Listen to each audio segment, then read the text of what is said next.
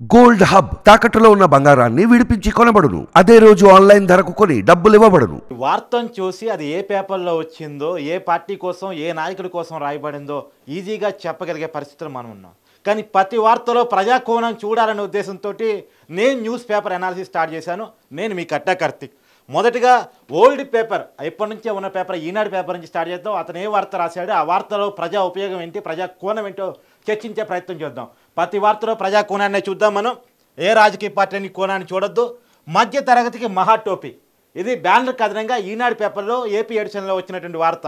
అది ఆ వార్త యొక్క ఉద్దేశం, ఆ వార్త యొక్క వాస్తవం మనం చూసే ప్రయత్నం చేద్దాం. సహజంగా పెద్దవాళ్ళు అంటారు, పెళ్లి చేసి చూడు, ఇది కట్టి చూడు అని చెప్పేసి. ఇల్లు అనేటువంటిది సామాన్యుడి కళ. ఆ ఇంటికి సంబంధించినటువంటి కథనమే ఇలా బ్యానర్ ఐటమ్గా ఈనాడు పేపర్ చెప్పడం జరిగింది. ఎంఏజీది కడతామని చెప్పేసి ప్రజల దగ్గర డబ్బులు వసూలు చేసేసి ప్రజలకి కుచ్చి టోపీ ప్రభుత్వం పెట్టింది. ఎంఐజీలు, ఎల్ఐజీలు, హెచ్ఐజీలు, ఇది చాలామందికి తెలియదు, కొంతమందికి మాత్రం తెలుసు. ఇప్పటికీ మన హైదరాబాద్ బాగలింగపల్లి పోతే అవన్నీ కనపడతా ఉంటే అప్పట్లో ప్రభుత్వాలు కట్టిన బిల్డింగ్లు. అలా కడతామని చెప్పేసి ప్రజల నుంచి డబ్బులు తీసుకొని 2.5 సంవత్సరాల క్రితమే డబ్బులు తీసుకొని ఈ రోజు వరకు ఒక్క ఇల్లు కూడా, ఒక్కటంటే ఒక్కటి కూడా ప్రజలకు అప్పగించలేదు, కట్టి చూపించలేదు అని చెప్పేసి కథనం రాసింది. నిజంగా ఇల్లు అనేటువంటిది సామాన్యుడికి చాలా పెద్ద కళ. ఈ రోజుల్లో ఇప్పుడు కన్స్ట్రక్షన్ వాల్యూలో ఇల్లు అనేది ఒక పెద్ద ఆస్తి. నాకు తెలిసి ఎంఐజీ అంటే నాకు తెలిసి 850 ఎక్సెప్టీ అలా ఉంటుంది, అంతకన్నా ఎక్కువ ఉండదు. 850 ఎక్సెప్టీ ఉంటుంది. ఆ మంచి ఆ మాత్రం ఇల్లు అంటే డబల్ బెడ్రూమ్ అవుద్ది. ఆ మాత్రం ఇల్లు ఇవాళ సామాన్యుడి చేతికి వస్తుందంటే వాడి జీవిత కళ నెరవేరినట్టే అనుకోవాలి. కానీ అలాంటిది అలా జరగకుండా ప్రభుత్వం వాళ్ళ ఆశల మీద అడియాసలు చేసిందంటే అది ఖచ్చితంగా మహాపాపం అని చెప్పుకోవాలి. అలా చేసిన ఏ ప్రభుత్వానికైనా ఓటు బ్యాంకు పేదవాడి శాపం వదలదు. పేదవాడి ఆశలతో ఆడుకోవాల్సిన అవసరం ప్రభుత్వాలు చేస్తే, పేదవాడి ఆశలతో ప్రభుత్వాలు ఆడుకుంటే ఖచ్చితంగా ఆ ఊసిరి ఎక్కడికి పోదు అనేది నేను చెప్పదలుచుకున్నా. విశ్వసనీయతకి మారుపేరుగా చెప్పుకునే నాయకులు, ప్రభుత్వాలు, పాలకులు ఖచ్చితంగా పేదవాడి సొంత ఇంటి కల విషయంలో ఈ రోజుకి దౌర్భాగ్యం ఏంటంటే, భారతదేశం స్వతంత్రం వచ్చి ఇన్ని దశాబ్దాలు గడిచినప్పటికీ కూడా ఇంకా ప్రతి ఒక్కరికి ఇల్లు లేదు అనే పరిస్థితుల్లో మనం ఉన్నాం. మాకు ఇల్లు కావాలనే పరిస్థితుల్లో మనం ఉన్నాము అంటే, ఈవెన్ ఇల్లు అందుకోలేని పరిస్థితుల్లో కూడా ఒక సామాన్యుడు, మధ్యతరగతి వాడు ఉన్నాడు అంటే ఇంతకన్నా దౌర్భాగ్యం ఇంకేమీ లేదు. ఎప్పటికప్పుడు ఎన్నికల మేనిఫెస్టోల్లో ఇన్ని డబుల్ బెడ్రూమ్ అంటారు, ఇన్ని ఇల్లు ఇస్తామంటారు, ఇన్ని పక్కా ఇల్లు అంటారు, ఇది ఇంటి స్థలం ఉండి ఇది కట్టుకోని వాళ్ళకి ఇంత ఆర్థిక సాయం చేస్తామంటారు. మొన్న కూడా 5 లక్షల ఆర్థిక సాయం ప్రకటించారు కదా. కానీ ఇప్పటికీ ఇది కట్టుకోలేని పరిస్థితుల్లో, ఇది లేని పరిస్థితుల్లో సామాన్యులు ఉన్నారు. ఇది లేవు అంటే అది ప్రభుత్వాల వైఫల్యం. ఖచ్చితంగా దీన్ని రివ్యూ చేసుకోవాల్సిన అవసరం ఖచ్చితంగా ఉంది అనేటువంటిది నేను చెప్పే మాట. ఇంకోవైపు పొలిటికల్ కథనం చూస్తున్నా. పవన్ కళ్యాణ్ స్టేట్మెంట్, ఇంటికి 1,00,000 ఇచ్చినా 1,00,000 ఓట్ల మెజార్టీతో గెలుస్తా. ఇది పవన్ కళ్యాణ్ ఇచ్చిన స్టేట్మెంట్. ఈ స్టేట్మెంట్లో ఒక్కటి జాగ్రత్తగా గమనించండి. నేను మొదటి నుంచి చెప్తున్నాను, పవన్ కళ్యాణ్ పిఠాపురంలో పోటీ చేయబోతున్నాడు. పిఠాపురం నుంచి ఎమ్మెల్యేగా పోటీ చేయబోతున్నాడు. ఈసారి అసెంబ్లీకి రాబోతున్నాడు. అసెంబ్లీ కోసం ఆయన కృతనిశ్చయంగా ఉన్నాడు అన్న విషయాన్ని మొదటి నుంచి చెప్తున్నారు. చాలామంది ప్రచారం చేశారు, ఆయన కాకినాడ ఎంపీగా పోటీ చేస్తాడని, లేదా ఇంకో చోట పోటీ చేస్తాడని చెప్పారు, లేదా కొంతమంది భీమవరం పోటీ చేస్తాడని చెప్పారు. కానీ నేను మొదటి నుంచి చెప్తున్నాను, ఖచ్చితంగా ఆయన పిఠాపురంలో పోటీ చేయబోతున్నాడు అనే విషయాన్ని చెప్పాను. ఆయన నిన్న క్లారిటీగా చెప్పారు, కాకినాడ ఎంపీగా ఉదయ్ అనేటువంటి వేరే క్యాండిడేట్ను కూడా ప్రకటించాడు. ఈవెన్ మోడీ నుంచి నాకేమన్నా ఇన్స్ట్రక్షన్ ఉండి నువ్వు ఎంపీగా రావాలి అని అంటే మాత్రం అప్పుడు మేము ఎక్స్చేంజ్ చేసుకుంటామని చెప్పాడు. కానీ ఇప్పటికైతే నా ఉద్దేశం పిఠాపురం అని చెప్పారు. పిఠాపురం ఇల్లు కట్టుకుంటా అని చెప్పాడు. పిఠాపురంలో ఉండి రాజకీయాన్ని నడిపిస్తా అని చెప్పేసి పవన్ కళ్యాణ్ ప్రకటించారు. అక్కడ ఇప్పటికే వైసీపీ ఇన్ఛార్జ్గా మన వంగా గీత ఇప్పుడు ప్రజెంట్ ఎంపీగా ఉన్నారు, కాకినాడ ఎంపీగా ఉన్నారు. ఆమెను అక్కడ ఇన్ఛార్జ్గా వేయటం జరిగింది. ఆమె వైసీపీ క్యాండిడేట్ అవుతారా లేదా అనగా ఇప్పటికైతే డౌట్. ఎందుకంటే అక్కడ పోయినసారి గెలిచింది వైసీపీ నుంచి పెండం దొరబాబు. అతని టికెట్ నిరాకరించారు. అతను జనసేనలో చేరదానికి ట్రై చేశాడు. కానీ అక్కడి నుంచి పవన్ కళ్యాణే పోటీ చేసే ఉద్దేశం ఉంది, లేదు జనసేన టీడీపీలో పోటీ చేసే అవకాశం ఉంది తప్ప దొరబాబుకి టికెట్ ఇచ్చే అవకాశం కోటదానికి లేదని తెలుసుకుని ఆయన ఆగిపోయాడు. వైసీపీలో అసంతృప్త ఎమ్మెల్యేగా ఆయన మిగిలిపోయి ఉన్నాడు ప్రజెంట్. మరి ఎవరికి కోఆపరేట్ చేస్తాడు, ఎవరి కోసం పనిచేస్తాడో తెలియదు. ఆ దొరబాబు సంగతి తీసేస్తే ఇప్పటికి వంగా గీతని ఇన్ఛార్జిగా పెట్టారు. ఆమె ఎంపీగా ఉన్న వ్యక్తిని పిఠాపురం ఎమ్మెల్యే ఇన్ఛార్జిగా పెట్టారు. కానీ అప్పుడే అనుకున్నది ఏంటంటే అక్కడ టీడీపీ క్యాండిడేట్ వర్మ పోటీ చేస్తారు.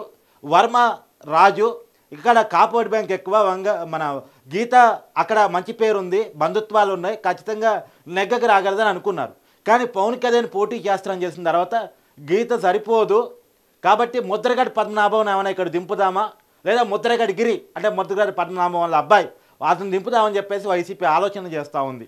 కానీ కొత్తగా మనకు అందుతున్న సమాచారం ప్రకారం పిఠాపురంలో పవన్ కళ్యాణ్ మీద పోటీ చేయడానికి ముద్రగడ పద్మనాభం ఒప్పుకోవట్లేదట. ఎందుకంటే చాలామంది కాపు నాయకులు ముద్రగడ పద్మనాభంకి సలహా ఇచ్చారు, మీ కాపు ఉద్యమంలో మీకు అన్ని విధాలా మేము అండగా ఉన్నాం, కానీ డైరెక్ట్గా మీరు పోయి పవన్ కళ్యాణ్ మీద పోటీ చేస్తే మీకు సపోర్ట్ ఇచ్చే పరిస్థితి లేదు, మీ నుంచి దూరం జరగాల్సి వచ్చిందని చెప్పేసి చాలామంది కాపు నాయకుల సలహా మేరకు ముద్రగడ పద్మనాభం వైసీపీ అధిష్టానికి క్లియర్ కట్గా చెప్పారట. అందుకనే ఆయన చేర్చుకున్న 4 రోజులు వారం పైన అవుతున్నప్పుడు కూడా ఆయన ఇన్ఛార్జిగా ఇంతవరకు ప్రకటించలేదు. ఇప్పటికీ వంగగీతనే క్యాండిడేట్గా అక్కడ అనౌన్స్ చేస్తున్నారు, ఆమెనే కంటిన్యూ అవుతుంది. మరి ఆమె క్యాండిడేట్ అయ్యే అవకాశం అయితే ఇప్పుడు కనపడుతుంది. పవన్ కళ్యాణ్ వర్సెస్ వంగగీతలో ఎవరు గెలిచే అవకాశం ఉంది అన్నటువంటి చూడాలి. నాకు తెలిసి ఈసారికి పవన్ కళ్యాణ్ అసెంబ్లీకి రావడానికి అవకాశం దొరికినట్టు. ఎందుకంటే అక్కడ మొన్నటిదాకా టీడీపీ ఇన్ఛార్జిగా ఉన్నటువంటి వర్మ, అతను మాజీ ఎమ్మెల్యే, గతంలో ఇండిపెండెంట్గా కూడా పోటీ చేసి గెలిచిన వ్యక్తి, అతను చాలా బలమైన అభ్యర్థి. వర్మ కూడాలకు అతీతంగా అతను బలమైన అభ్యర్థి. అక్కడ అతను పవన్ కళ్యాణ్ గెలిపించడానికి నాకు ఓకే అని చెప్పేసి అన్నాడు. మొన్నటిదాకా కలిగి ఉన్నాడు. చంద్రబాబు పిలిపించి మాట్లాడిన తర్వాత మరి ఏ పదవి ఇస్తా అన్నాడో ఏమో తెలియదు, కానీ ఎట్టి పరిస్థితుల్లో నేను పవన్ కళ్యాణ్ కోసం పనిచేస్తానని అతనైతే చెప్పాడు. మరి అతని కోసం వైసీపీ కూడా చాలా ప్రయత్నం చేసింది. టీడీపీలో అలకలో ఉన్నాడు కదా, మన పార్టీలో చేర్చుకుందా అని చెప్పి చాలా ప్రయత్నం చేసింది. కానీ మొత్తానికి చంద్రబాబు బుజ్జిగంతో ఆయనైతే అలక మానాడు. మరి చూడాలి పిఠాపురంలో ఏం జరుగుతుంది అనేటువంటిది. ఈసారైనా పవన్ కళ్యాణ్ పోయినసారి భీమవరం, గాజువాక 2 చోట్ల నుంచి పోటీ చేసి ఓడిపోవడం జరిగింది. 2019 ఎన్నికల్లో, 2014 ఎన్నికల్లో అది ఎన్నికల్లో పోటీ చేయకుండా టీడీపీ బీజేపీ కూటమికి సపోర్ట్ ఇచ్చాడు. కానీ 2019లో 2 చోట్ల ఓడిపోయాడు. ఈసారి పవన్ కళ్యాణ్ అదృష్టం ఎలా ఉండబోతుంది అనేటువంటిది చూడాల్సిన పరిస్థితి కనపడుతూ ఉంది. అది ఈనాడు పేపర్లో మనం జాగ్రత్తగా చూస్తే కనపడే అంశాలు. తర్వాత సామాన్యులకే సై, ఇది సాక్షి పేపర్. సహజంగా ఏ పేపర్లో ఏ వార్త వచ్చిందో అది ఎవరి కోసం రాయబడిందో మనకు అర్థమయ్యే పరిస్థితులు. సరే, ఓకే. సామాన్యులకే సై, ఈ వార్తలో ప్రజాకోణం ఏంటి, ఈ వార్తలో ఏం అంశం ఉంది? వాస్తవంగా ఇది రాసిన అంశం ఏంటంటే ఎమ్మెల్యే ఎంపీ అభ్యర్థులుగా సామాన్యులకి అవకాశం కల్పించడం జరిగింది అంటూ సాక్షి పేపర్లో రాయటం జరిగింది. వైసీపీ ఎమ్మెల్యే ఎంపీ అభ్యర్థులుగా సామాన్యులకే టికెట్ ఇవ్వడం జరిగింది అనేటువంటి వార్త. నిజానికి ఇది వాస్తవం. వైసీపీ మొన్న గెలిచిన 151 మంది ఎమ్మెల్యేలు, అంటే 2019లో జరిగినటువంటి సార్వత్రిక ఎన్నికల్లో వైసీపీ తరపున, అంటే వైసీపీ ఆ రోజు 151 సీట్లతో బ్రహ్మాండమైన మెజార్టీతో గెలవడం జరిగింది. జగన్మోహన్ రెడ్డి సీఎం అయ్యారు. ఆ విషయం మీ అందరికీ తెలుసు. వైసీపీ ఇచ్చినటువంటి ఎమ్మెల్యే ఎంపీ క్యాండిడేట్లో చాలామంది సామాన్యులు ఉన్నారు. అది ఒప్పుకోవాల్సిన అంశం, రాజకీయాలకు ఖచ్చితంగా ఒప్పుకోవాల్సిన అంశం. వాస్తవానికి ఎప్పుడు బాపట్ల ఎంపీ నందిగాం సురేష్ ఉన్నారు. ఇవాళ ఆయన మీద చాలా ఆరోపణలు ప్రతిపక్షాలు చేస్తున్నాయి. ఓకే, ఆరోపణలు చేస్తాయి, కానీ ఆ రోజుకి పోటీ చేసే నాటికి ఆయన చాలా సామాన్యుడు. ఎన్నికల్లో డబ్బులు ఖర్చు పెట్టుకోలేని పరిస్థితిలో ఉన్నాడు. అదే చాలామంది సామాన్యులకి అవకాశాలు అయితే దక్కే, చాలామంది ఎమ్మెల్యేలుగా ఎంపీలుగా తమ రాజకీయాలని చూసుకోవడం జరిగింది. మరి అది ప్రతిసారి కంటిన్యూ కావట్లేదు అనేది కూడా మన ప్రతిపక్షాల ఆరోపణ. ఈసారి ఎమ్మెల్యేకి 30 కోట్లు, ఎంపీకి 100 కోట్లు వసూలు చేస్తారని ప్రతిపక్షాలు ఆరోపణ చేస్తున్నాయి. కానీ వైసీపీ మాత్రం చెప్తుంది మేము అవన్నీ కాదు, చాలామంది క్యాండిడేట్ని, అంటే డబ్బులు ఖర్చు పెట్టుకోవడానికి కూడా అవకాశం, అంటే ఇవాళ ఎన్నికలు అంటే డబ్బులు, అందులోనూ తెలుగు రాష్ట్రాల్లో హైయెస్ట్.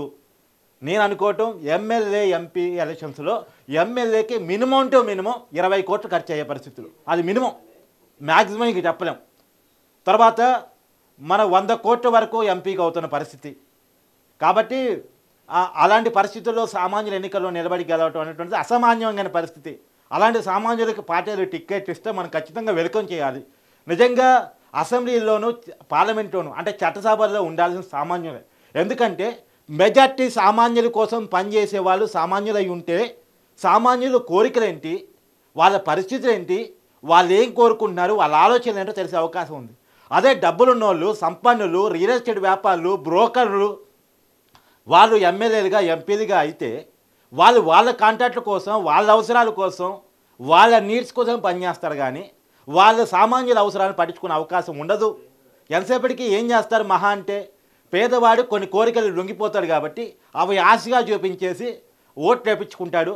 మళ్ళీ వాటిలో తృణమో ఫలమో ఇచ్చేసి వాళ్ళ మేనేజ్ చేసుకుంటూ అట్టు ఉండిపోతాడు. అందుకనే దశాబ్దాలు గడుస్తున్నా మనం అభివృద్ధి చెందుతున్న దేశంగానే ఉన్నాం, అభివృద్ధి చెందిన దేశంగా ఉండలేకపోతున్నాం. కారణం ఏంటంటే సామాన్యులు చట్టసభల్లోకి వెళ్ళే అవకాశాలని చిన్నగా కోల్పోతుండటమే. కార్పొరేట్లకి, రియల్ ఎస్టేట్ బ్రోకర్లకి, డబ్బులు పెట్టగలిగిన వాళ్ళకి మనం చట్టసభలను వదిలేస్తున్నాం. ఓట్లన్నీ సామాన్యులు, గెలిచేదంతా దుర్మార్గులు, మోసగాళ్ళు, డబ్బులు ఉన్నటువంటి వాళ్ళు. కాబట్టి ఎట్టి పరిస్థితుల్లో సామాన్యులు టికెట్ ఇవ్వడానికి మనం వెల్కమ్ చేయాలి, వాళ్ళని ఖచ్చితంగా చట్టసభల్లో ఉంచాలి. ఉదాహరణకి తెలంగాణ ఎలక్షన్స్లో బరిలెక్క పోటీ చేస్తుంటే నేను వన్ సైడ్గా సపోర్ట్ చేశాను. ఆమెకు రాజకీయ అంటే ఆమె ఈ మెచ్యూరిటీ నేను పొగట్టం కాదు, కానీ ఒక ఎజెండాతో ఒక సామాన్యురాలు అసెంబ్లీ పోతూ ఉంటే అంతకన్నా గొప్ప అవతలోళ్ళు కాదు కదా. ఆమె మీద నిలబడి గెలిచినటువంటి వాళ్ళు 2-3 పార్టీలు మారినటువంటి వాళ్ళు. ఆమె మీద గెలిచిన జూపల్లి కృష్ణారావు, ఆయన మొన్నటిదాకా బీఆర్ఎస్ పార్టీలో ఉన్నారు, అక్కడ ఇంపార్టెన్స్ దక్కట్లేదు, టికెట్ రాదనుకుని కాంగ్రెస్ పార్టీలోకి వచ్చాడు, ఆయన గెలిచాడు. ఆయన మీద బరిలెక్క బెటర్ కదా. అక్కడున్న పోయినసారి బీఆర్ఎస్ తరపు నిలబడి కానీ గతంలో కాంగ్రెస్ తరపు నిలబడ్డాడు. అతను గతంలో ఎమ్మెల్యేగా గెలిచి బీఆర్ఎస్ పార్టీలో పోయాడు, అధికారం అక్కడ ఉంది కదా అని. అక్కడ ఆయనకి ఇంపార్టెన్స్ దక్కింది. అంటే వాళ్ళంతా పార్టీలు మారిన వాళ్ళు, కానీ బరిలెక్క ఇండిపెండెంట్గా ఒక సామాన్యుడిగా పోటీ చేస్తుంది, ఆమెకు సపోర్ట్ ఇవ్వాలని చెప్పినోండి నేను. కాబట్టి నేను ఇప్పటికీ ఒక పిలుపునిస్తున్నాను, పార్టీలకు అతీతంగా ఎవరైతే మనలాంటి సామాన్యులు ఎన్నికల్లో నిలబడుతున్నారో అది ఏ పార్టీ తరపు నిలబడ్డా వాళ్ళని గెలిపించాల్సిన అవసరం ఉంది. మనం అనుకుంటాం పార్టీల గుర్తుల మీద ఓటేస్తామని చెప్పేసి, కానీ వాళ్ళంతా అటు ఇటు పార్టీలు మారే వాళ్ళే. ఇప్పుడు చంద్రబాబు రేపు కూటమి గెలిస్తే వైసీపీలో ఉన్న సగం మంది ఆల్రెడీ మళ్ళీ కూటమి వైపు వస్తారు. రేపు మళ్ళీ జగన్ గెలిస్తే ఇటు కూటమి వైపు ఉన్న చాలామంది నాయకులు అటువైపు వెళ్తారు. మనం అనుకుంటాం అంతే, ముఖ్యమంత్రులు మారుతారు, నాయకులంతా వాళ్ళ కింద. సరే, ఇది తర్వాత జనసేనతో బాబు బంతాట ఇంకో వార్తగా చూడొచ్చు. జనసేనతో బాబు బంతాట ఆడుకుంటున్నాడు అని చెప్పి, అంటే దీంట్లో వాస్తవం ఉందా లేదా పక్కన పెడితే కొన్ని విషయాలు క్లియర్గా చర్చించాలి. ఏంటంటే మొట్టమొదటిగా జనసేనకి ఇచ్చింది 23 ఎమ్మెల్యేలు, తర్వాత 3 ఎంపీలు. తర్వాత మారిపోయింది ఏంటంటే 21 ఎమ్మెల్యేలకి మారిపోయింది, 2 ఎంపీలుగా మారిపోయింది. ఎందుకు మారింది? 2 ఎందుకు సాక్రిఫైస్ చేసుకున్నాడు అంటే బీజేపీ కోసం సాక్రిఫైస్ చేసుకున్నాడు. అంటే బీజేపీకి 6 ఎంపీలు ఇవ్వాలి కాబట్టి ఈయన ఎంపీ ఒకటి బీకేసి వాళ్ళకి ఇవ్వటం, తర్వాత బీజేపీకి 10 ఎమ్మెల్యేలు ఇవ్వాలి కాబట్టి 2 ఎమ్మెల్యేలు బీకేసి వాళ్ళకి ఇవ్వటం. అంటే పెద్ద పార్టీ అయిన టీడీపీ కాకుండా జనసేనకి ఇచ్చిందే కొద్ది, అదే సాటిస్ఫై కాదు అనుకుంటే జనసేనకి ఇచ్చిన వాటిలో కోత విధించడం ఏంటి అనేటువంటిది ఒక వార్త. అయితే ఈ జనసేన విషయంలో వైసీపీకి ఇంతెందుకు ఓదార్పు, ఇదొక వార్త. వాస్తవంగా జనసేన నచ్చిపోయింది, జనసేనకి 21 తీసుకోవటం మీద జన సైనికుల అసహనమో కోపమో బాధో ఏదో ఉంది మొత్తానికి. కానీ ఆ బాధను ఎన్క్యాచ్ చేసుకోవాలి, అవసరమైతే బాధను సృష్టించాలి, లేని అసంతృప్తిని క్రియేట్ చేయాలి, పవన్ కళ్యాణ్ మీద కోపాన్ని క్రియేట్ చేయాలనేది వైసీపీ పొలిటికల్ ప్లాన్. ఎందుకంటే వాస్తవంగా ఏంటంటే టీడీపీ జనసేన ఈ 2 ఓటు బ్యాంకులు కలిస్తే ఈస్ట్ వెస్ట్లో ప్రధానంగా ఎక్కువ సీట్లు కూటమి వైపు వచ్చే అవకాశం ఉంది. ఎందుకంటే అక్కడ కాపు ఓటు బ్యాంక్ ఈస్ట్ వెస్ట్లో ఎక్కువ, పవన్ కళ్యాణ్ అంటే అభిమానులు ఎక్కువ. కాబట్టి పోయినసారి కూడా టీడీపీ జనసేన విడివిడిగా పోటీ చేయడం అనేటువంటిది వైసీపీకి అడ్వాంటేజ్. కానీ పోయినసారి జగన్కి వచ్చిన వేవ్ ఖచ్చితంగా ఉండదు, ఎందుకంటే ఒకసారి గవర్నమెంట్ వచ్చేసింది కాబట్టి కొద్దో గొప్ప అసంతృప్తి కామన్గా ఉంటుంది. కాబట్టి ఆ ఓట్ బ్యాంక్ కలవకుండా ఏ రకమైన ప్రయత్నాలు చేయాలో ఆ రకమైన ప్రయత్నాలని వైసీపీ పొలిటికల్గా చేస్తుంది. కాబట్టి ఈ వార్త రాసిందని నేనైతే అనుకుంటున్నాను. కానీ ఈ వార్త ఏ ఉద్దేశంతో రాసినా జనసేన విషయంలో బాబు బంతాట ఆడుతున్నారనే విషయం మాత్రం పొలిటికల్ చక్కలు కొడుతుంది. దానికి ఉదాహరణ కూడా చెప్తాను నేను. ఇప్పుడు భీమవరంలో ఆంజనేయులు క్యాండిడేట్, వాస్తవం పవన్ కళ్యాణ్ గారు పోటీ చేస్తారని మొదట ప్రచారం. ఆయన పోటీ చేయనప్పుడు ఎవరు క్యాండిడేట్ కావాలి? జనసేన టికెట్ తీసుకుంటే జనసేన నుంచి ఇంకో అభ్యర్థి ఎవరైనా కావాలి. కానీ టీడీపీ అభ్యర్థి జనసేనలో చేరి జనసేన తరపున క్యాండిడేట్ అవుతున్నారు. అదేంది? పవన్ కళ్యాణ్ పోటీ చెప్పినా జనసేన తీసుకున్న టికెట్లో జనసేన అభ్యర్థి కదా పోటీ చేయాల్సింది. టీడీపీ అభ్యర్థికి కండువా కప్పేసి జనసేన నుంచి పోటీ చెప్పాల్సిన అవసరం ఏంది? సహజంగా టీడీపీ అభ్యర్థి జనసేనలోకి, జనసేన అభ్యర్థి టీడీపీలో పోరు, ఎందుకంటే వాళ్ళిద్దరూ పొత్తులో ఉన్నారు కాబట్టి.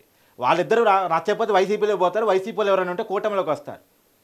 కానీ ఇది విచిత్రమైన పరిణామం. సహజంగా చంద్రబాబు మీద ఉన్న విమర్శ ఏంటంటే అతను బీజేపీకి ఇచ్చే 10 ఎమ్మెల్యే సీట్లో కూడా టీడీపీ అభ్యర్థులనే పోటీ చేపిస్తారు, అది పంపించేసి జనసేనకి ఇచ్చే 21లో కూడా సగం అయినా టీడీపీ నుంచి పంపించేసి పోటీ చేపిస్తాడు అనేటువంటిది. ఇది కరెక్ట్ కాదు, ఇదేం సరైన రాజకీయం కాదు. ఈ విషయంలో పునరాలోచన జరగాలి. సరే, ఇప్పుడు మనం ఇంకో పేపర్, జ్యోతి పేపర్ చూస్తున్నాం, ఆంధ్రజ్యోతి పేపర్.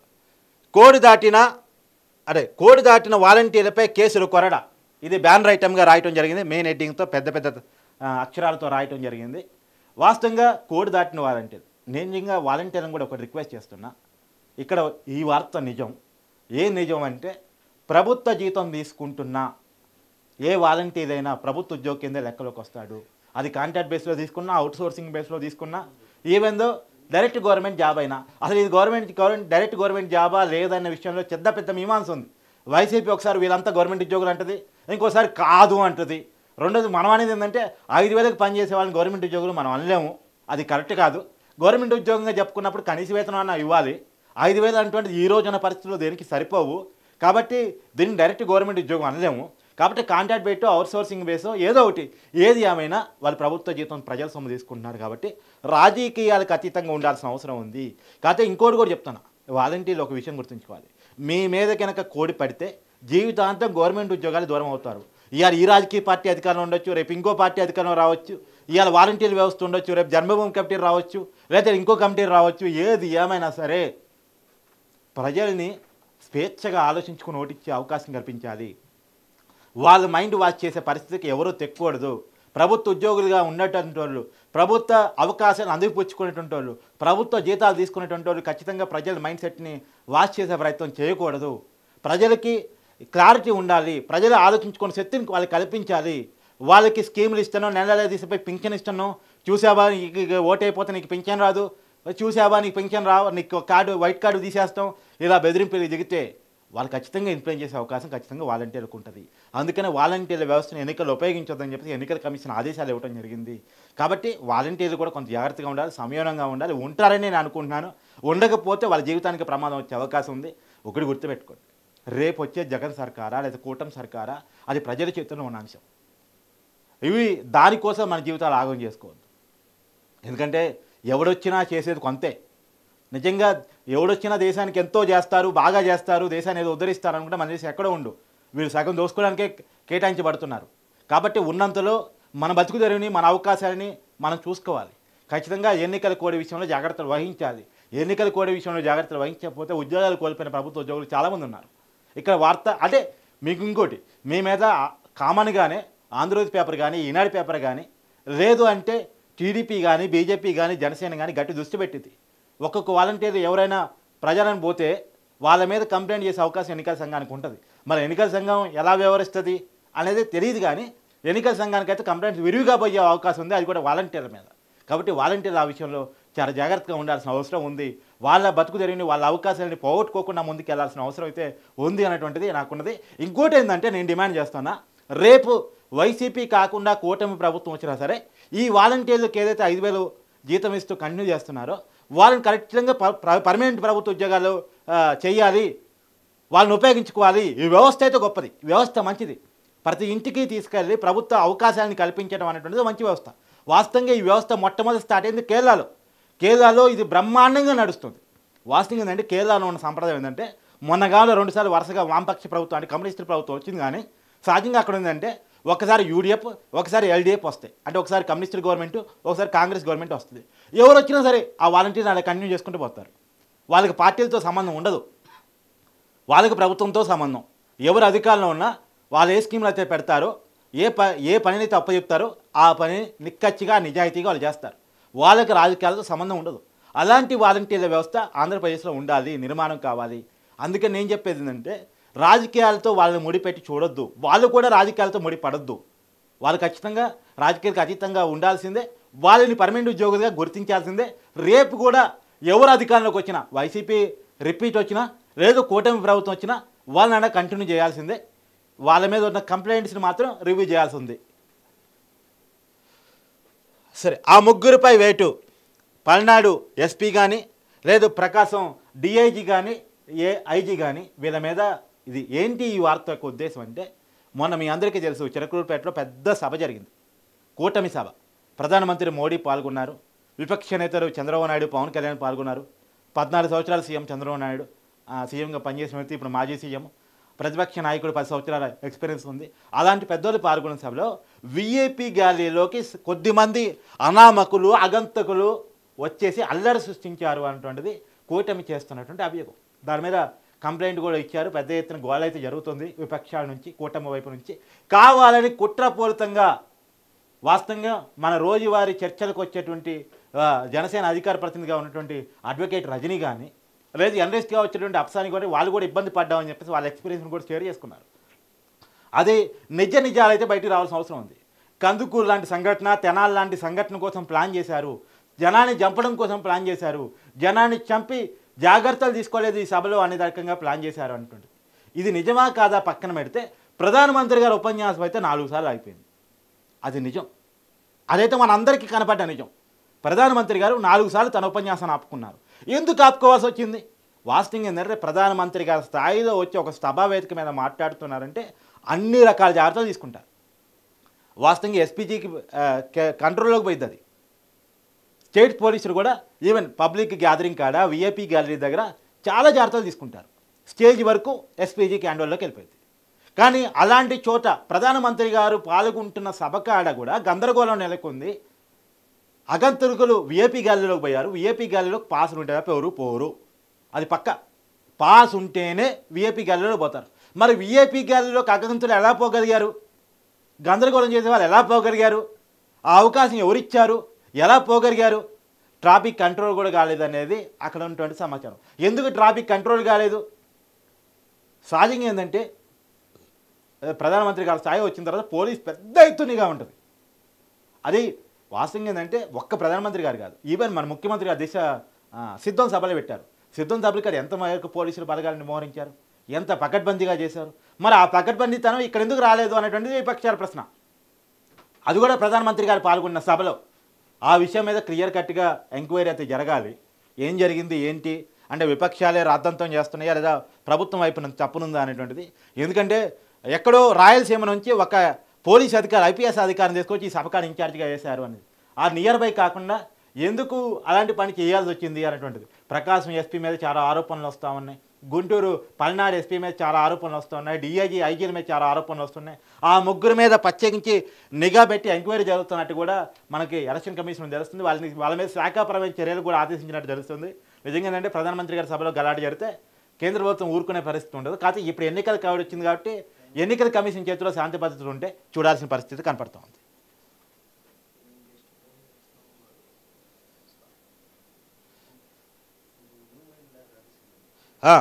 100 కోట్ల పంట నష్టం. ఇప్పుడు తెలంగాణ వార్తలకు వచ్చాం.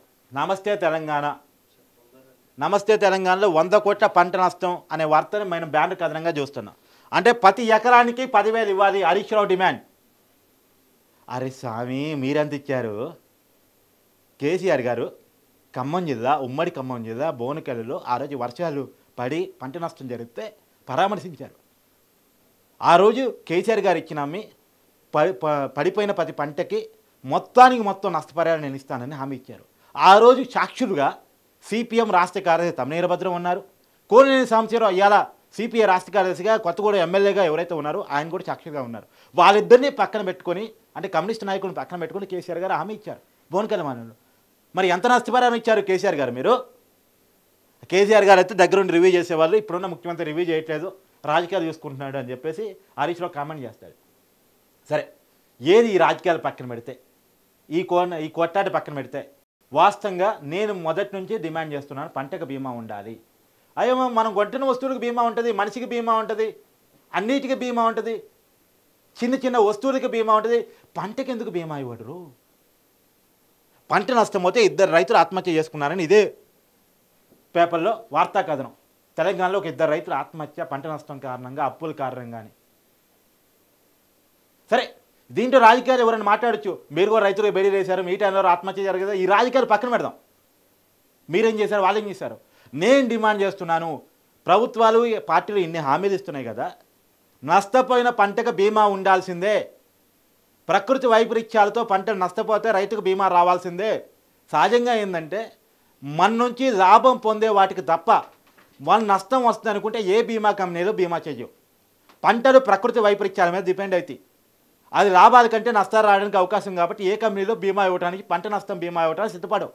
అందుకని నేను డిమాండ్ చేస్తున్నాను, ప్రభుత్వం నుంచి ప్రభుత్వ రంగ సంస్థను పంట బీమాకి పెట్టాల్సిందే. మొత్తానికి మొత్తం కాకపోయినా పెట్టిన పెట్టుబడన్నా ఇవ్వాల్సిందే. లాభం కలిపి ఇవ్వమని నేను డిమాండ్ చేయట్లేదు. ఖచ్చితంగా పెట్టిన పెట్టుబడి మాత్రం ఖచ్చితంగా ఇవ్వాలని నేను డిమాండ్ చేస్తున్నాను. ఎందుకంటే ఇది రైతులతో పని, ఈ దేశానికి అన్నం పెట్టేది రైతు. ఒక్కసారి కనుక రైతు ఈ నష్టాలు ఏంటి, నాకు ఈ కరువు ఏంటి, నాకు ఈ బాధ ఏందని పండించడం మొదలు పెడితే దేశంలో అన్నం కూడా దొరకదు, తిండి కూడా దొరకదు. రైతుని కాపాడుకోవటం అనేది రైతు అవసరం కాదు, దేశం అవసరం. అది ప్రభుత్వాలు గుర్తించాలి. రైతు బాగుంటే దేశం బాగుంటుంది, రైతు నవ్వితే దేశం నవ్విద్ది. అతను పండించే అన్నాన్ని తినుకుంటూ అతనిచ్చిన వాస్తవంగా ఈ దేశంలో అత్యధిక రెవెన్యూ వస్తుంది వ్యవసాయం మీదే. మనం వేల కోట్ల రూపాయలు కార్పొరేటర్లకి లోన్లు ఇవ్వటానికి లేదా రాయితీలు ఇవ్వటానికి పనికొస్తాను తప్ప పేదవాడిని ఆదుకోవడానికి రైతును ఆదుకోవడానికి ప్రభుత్వాలు పనికి రావట్లేదు. ఇవాళ వేల కోట్లు ఎగ్గొట్టినటువంటి కార్పొరేట్ భూస్వాములకి, కార్పొరేట్ వ్యక్తులకు, కార్పొరేట్ సంస్థల యాజమాన్యులకు, వాళ్ళకి ఎమ్మెల్యేలు, ఎంపీలు టికెట్ ఇచ్చి గౌరవించుకుంటున్న దేశం మంది. కానీ పేదవాడి రైతును పట్టించుకోరే ఈ ప్రభుత్వాలు. అది గతంలోనే బీఆర్ఎస్ ప్రభుత్వం అలానే వ్యవహరిస్తుంది, అది కాంగ్రెస్ ప్రభుత్వం అలానే వ్యవహరిస్తుంది, అక్కడ పైన ఉన్న కేంద్ర ప్రభుత్వం అలానే వ్యవహరిస్తుంది. ఢిల్లీలో రైతుల మీద ఎంత అగాధంగా, ఎంత అక్రమంగా, ఎంత అనామోషంగా చేస్తున్నారు, ఆందోళన చేస్తున్న రైతుల మీద చూస్తున్నాం. ఇంకా సోషల్ మీడియాలో ప్రచారాలు, వాళ్ళు మందు తాగుతున్నారు ఢిల్లీలో ధర్నా కూర్చొని చెప్పేసి. సరే, కష్టపడేవాడు తాగుతున్నాడు ఏమో. ఇప్పుడు 100 మంది రైతులు ధర్నా చేసి కూడా 10 మందికి ఒక అలవాటు ఉందేమో, నాలుగు విక్కిపోయి వాళ్ళు తాగే వాళ్ళు ఉంటారు, ఉండరని అంటానికి లేదు కదా. ఆ పుట్టలు తీసుకొచ్చి ఇక ఢిల్లీ వీళ్ళకి లిక్కర్ సప్లై అవుతుంది, లిక్కర్ తాగుతున్నారు, ధర్నా చేసే రైతులకి లిక్కర్తో ఏం పని? ఇది కాదుగా చేసే ప్రచారం. నిజంగా ధర్నా చేస్తున్న రైతుల్లో వాళ్ళు అడుగుతున్న డిమాండ్లో వాస్తవికత ఉందా లేదా, ఇదే జరగాల్సిన చర్చ. వాళ్ళు మందు తాగుతున్నారు, సిగరెట్ తాగుతున్నారు, పరిపేసుకుని అనుకున్నారు, నేల మీద అనుకున్నారు, ఇదే జరగాల్సిన చర్చ. వాళ్ళు అడుగుతుంది ఏంది? ఎంఎస్ స్వామినాథన్ సిఫార్సు అమలు చేయాలని. ఎంఎస్ స్వామినాథన్ ఎవరు? మొన్న మనం భారతరత్న ఇచ్చిన వ్యక్తి. ఆయన చాలా గొప్పోడు, మంచి సైంటిస్టు, ఆయనకంటే గొప్పోడు ఎవడూ లేడు, ఆయనకి భారతరత్న ఇవ్వాలి అని దేశంలో అత్యున్నత పురస్కారాన్ని ఆయనకి ఇచ్చాం మనం. మరి ఆయన అడిగిన సిఫార్సును అమలు చేయడానికి మాత్రం పనికిరాదు. అరే రైతుని కారుతో దొక్కించిన శిక్ష అయ్యారా స్వామి, వాడి మీద బెయిల్ మీద తిప్పొద్దురా స్వామి అన్నా కానీ తప్పే వచ్చింది ఈ దేశంలో. అది రైతుని కాపాడుకోవటం ప్రభుత్వాల అవసరం. ఇది అన్నపూర్ణ దేశం. భారతదేశానికి ఒక గొప్ప పేరుంది, అన్నపూర్ణ దేశం, అన్నం పెట్టేవాడి దేశం. సరే, ఇది నమస్తే తెలంగాణ. ఇంకొకటి వెలుగు పేపర్లో చూస్తే వామ్మో ఖర్చులు డబుల్.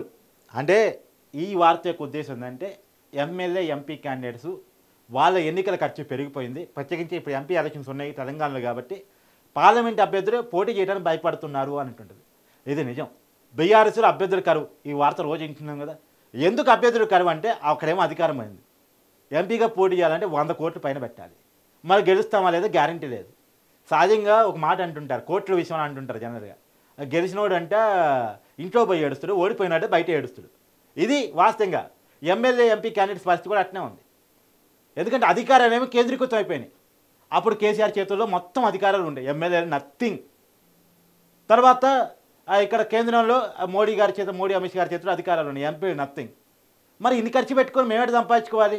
సంపాదించుకుంటున్నారు, తిరిగేలేదులే, ఆ విషయంలో నో డౌట్లే. కానీ అసలు చెప్తున్నాను వీళ్ళు ఇంకోటి ఏంటంటే అసలు ఎంపీలుగా పోటీ చేసే వాళ్ళంతా రియల్ ఎస్టేట్ బ్రోకర్లు, సంపాదించుకున్న వాళ్ళు, డబ్బులు ఖర్చు పెట్టగలిగిన వాళ్ళు, దీని ద్వారా లాబింగ్లు చేసుకోగలిగిన వాళ్ళు, దీని ద్వారా కాంట్రాక్ట్ సంపాదించుకోగలిగిన వాళ్ళు తప్ప సామాన్యులు పోటీ చేస్తున్నారు ఇవాళ ఎలక్షన్స్లో.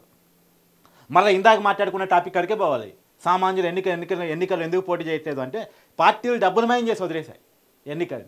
మరీ దుర్మార్గం మన తెలుగు రాష్ట్రాలే, మరీ దుర్మార్గం.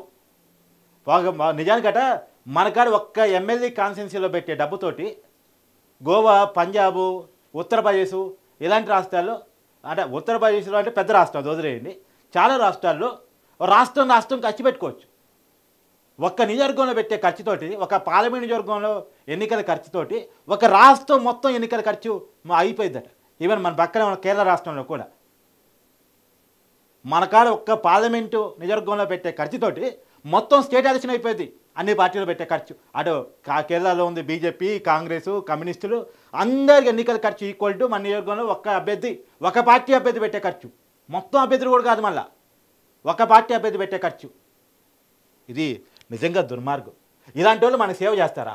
ఇన్ని డబ్బులు ఖర్చు పెట్టి ఎంపీ ఎలక్షన్స్లో గెలిచినటువంటి వాళ్ళు, ఎమ్మెల్యే ఎలక్షన్స్లో గెలిచినటువంటి వాళ్ళు వాళ్ళ కోసం పనిచేస్తారా, మన కోసం పనిచేస్తారా? ఇది ఆలోచించాల్సిన అవసరం అయితే ఉంది. ఇది వచ్చేసి ఇంకోటి, తెలంగాణ గవర్నర్గా సిపి రాధాకృష్ణన్, ఇతన్ని తెలంగాణ నూతన గవర్నర్గా, అంటే జార్ఖండ్ గవర్నర్ ఇన్ఛార్జ్ గవర్నర్గా పెట్టారు. మీ అందరికీ తెలుసు తెలంగాణ గవర్నర్ తమిళిసై రాజీనామా చేశారు. ఆ రాజీనామా చేసిన ప్లేస్లో సిపి రాధాకృష్ణన్ని నియమించడం జరిగింది. అయితే ఆయన ఎవరు అనుకున్నప్పుడు ఆయన కూడా తమిళనాడుకి సంబంధించిన వ్యక్తే. విషయం ఏంటంటే, విషయమో విచిత్రమో తెలియదు కానీ నరసింహన్ తెలంగాణ మొట్టమొదటి గవర్నర్, అంటే ఉమ్మడి రాష్ట్రంలో గవర్నర్, తర్వాత 2014లో తెలంగాణ వచ్చిన తర్వాత కంటిన్యూ అయ్యారు. నరసింహన్ ఆయన తమిళనాడుకి సంబంధించిన వ్యక్తే. తర్వాత తమిళిసై ఆమె తమిళనాడుకి సంబంధించిన వ్యక్తే. సిపి రాధాకృష్ణన్ ఇప్పుడు ఈయన తమిళనాడుకి సంబంధించిన వ్యక్తే. ఇప్పుడు జార్ఖండ్ గవర్నర్గా ఉన్నారు, ఇన్ఛార్జ్ గవర్నర్గా తెలంగాణకు ఉన్నారు. ఇప్పుడు పర్మనెంట్ గవర్నర్ పెట్టే వరకు అతను ఇన్ఛార్జ్ గవర్నర్గా ఉంటారు. ఇవాళ బాధ్యత స్వీకరిస్తారు. ఇతను ఎవరు అన్నప్పుడు మాజీ బీజేపీ అధ్యక్షులు, తమిళసై కూడా మాజీ బీజేపీ అధ్యక్షులు తమిళనాడు స్టేట్కి. ఇతను కూడా మాజీ బీజేపీ అధ్యక్షుడు తమిళనాడు స్టేట్కి. ఇతను 2 సార్లు ఎంపీగా పనిచేశారు, కోయంబత్తూరు నుంచి 2 సార్లు ఎంపీగా పనిచేశారు. ఇప్పుడు మన తమిళసై ఆల్రెడీ గతంలో ఎంపీగా పోటీ చేసి ఓడిపోయారు. ఇప్పుడు మళ్ళీ ఎంపీ ఎలక్షన్స్లో పోటీ చేయడం కోసం వెళ్ళిపోతున్నారు. ఈ రాజకీయ నాయకులు రాజ్యాంగ వ్యవస్థలోకి పోవటం ఏంటో ఏమో. ఇప్పుడు కాంగ్రెస్ నిన్న మేనిఫెస్టోలో ఒక హామీ ఇచ్చింది, రాజ్యాంగ వ్యవస్థలు రాజకీయాలకు పోకుండా వాళ్ళ మీద ఒక చట్టం తీసుకొస్తాం, రాజ్యాంగ వ్యవస్థను కాపాడటం కోసం ఒక సపరేట్ వ్యవస్థ నిర్మిస్తాం, ఒక చట్టాన్ని తీసుకొస్తాం పార్లమెంట్లో అని చెప్పేసి కాంగ్రెస్ పార్టీ హామీ ఇచ్చింది. ఇప్పుడు ఆ పార్టీ వచ్చే పరిస్థితులు లేదు, ఆ చట్టం చేసే పరిస్థితులు లేదు. ఈసారి ఎన్డీఏ మళ్ళీ తిరిగి రాబోతుందని చెప్పి సర్వేలని చెప్తున్న పరిస్థితుల్లో ఆ పార్టీ వచ్చేదేమో, మనకి ఆ హామీలు ఇచ్చేదేమో. హామీలు మాత్రం బలంగా ఇచ్చింది. 5 న్యాయ సూత్రాల పేరుతోటి ప్రతి మహిళకి, అంటే ప్రతి పేరింటి ఆడ వ్యక్తికి కూడా 5 లక్షల రూపాయలు, సంవత్సరానికి 1 లక్ష రూపాయలు, అంటే 5 సంవత్సరాలు 5 లక్షలు కదా, సంవత్సరానికి 1 లక్ష రూపాయలు అప్రెంటిస్ ఇస్తామని చెప్పేసి హామీ ఇచ్చింది. అలానే కనీస వేతనం, ఇలా ఉపాధి హామీ పథకం ఉంది కదా, దాంట్లో కనీస వేతనం 400 రూపాయలు ఇస్తామని చెప్పేసి హామీ ఇచ్చింది. కానీ నేను డిమాండ్ చేసేది ఏంటంటే, ఎన్నికల హామీలు ఇచ్చే పార్టీల విషయంలో ఎన్నికల కమిషన్ ఒక చట్టం తీసుకురావాల్సిన అవసరం ఉంది. ఏంటంటే వీళ్ళిచ్చిన హామీలు అధికారులకు వచ్చిన తర్వాత అమలు చేస్తారా లేదా? ఎందుకంటే చాలా హామీలు ఇస్తున్నారు, ఇష్టం వచ్చినట్టు.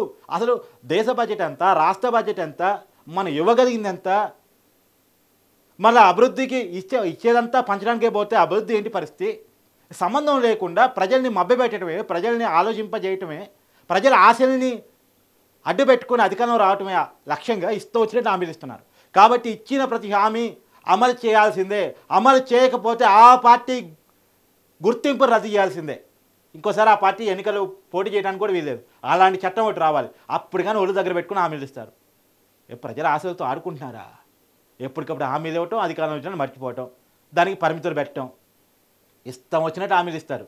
సరే, అయినప్పటికీ కూడా కాంగ్రెస్ ఇచ్చిన హామీల్లో నేను కొన్నిటిని డిమాండ్ చేస్తున్నాను. ఇప్పుడు కనీస వేతనం 400 రూపాయలు ఉండాలని చెప్పారు కదా, ఆ 400 ఇప్పుడు అసలు ఆల్రెడీ కామన్ మినిమం ప్రోగ్రాంలో అప్పటి యూపీఏ ప్రభుత్వంలో తీసుకొచ్చిన ఉపాధి హామీ పథకం ఏదైతే ఉందో, ఆ ఉపాధి హామీ పథకాన్ని వ్యవసాయానికి అనుమానం చేయాలి. ఇది ఎప్పటి నుంచి వస్తున్న డిమాండ్. ఇందాక మనం పంట నష్టం బీమా గురించి మాట్లాడుకున్నాం కదా, రైతును సేవ్ చేయడానికి ఉన్నటువంటి ఉపాయాల్లో ఇదొకటి. ఉపాధి హామీ పథకాన్ని వ్యవసాయానికి అనుబంధం చేయాలి అంటే దానివల్ల రైతుకు పెట్టుబడి ఖర్చు తగ్గిపోయింది.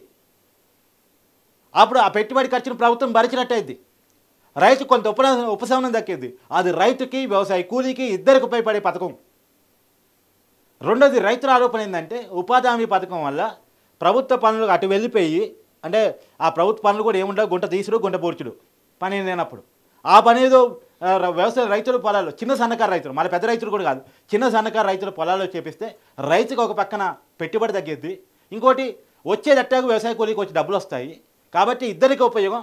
కాబట్టి ఉపాధి హామీ పథకాన్ని వ్యవసాయానికి అనుబంధం చేయాలని చెప్పేసి ఎప్పటి నుంచి ఉన్న డిమాండ్. దీన్ని పరిశీలించాలి, దీన్ని జాగ్రత్తగా ప్రభుత్వం తీసుకురావాలి. ఇది రైతుల్లో ఉపశమనం దక్కిద్ది అనేటువంటిది నేను అడుగుతుంది. ఇప్పుడు ఆందోళన చేస్తున్న రైతుల డిమాండ్లో కూడా ఇది ఉందో లేదో నాకు తెలియదు. మెయిన్ డిమాండ్గా అయితే ఇది లేదు, కానీ ఈ డిమాండ్ చాలా కీలకమైందని నేనైతే సూచిస్తున్నాను. ఒక రైతు బిడ్డగా నేను దీన్ని కోరుకుంటున్నాను. ఎనీవే, ఇది ఇవాళ అన్ని పేపర్లో వచ్చిన వార్తలు, దాని వెనకాల ఉన్న వాస్తవాలు. అన్ని పార్టీలు, మన ఏ పార్టీకి బయాస్ కాదు, మనం bias to the people only. మరి చూద్దాం రేపటి వార్తలు ఎలా ఉంటాయన్నది.